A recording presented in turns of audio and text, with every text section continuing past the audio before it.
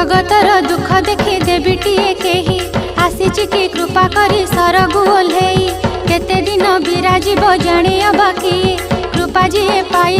धन्य हे बसी जगतर माँ से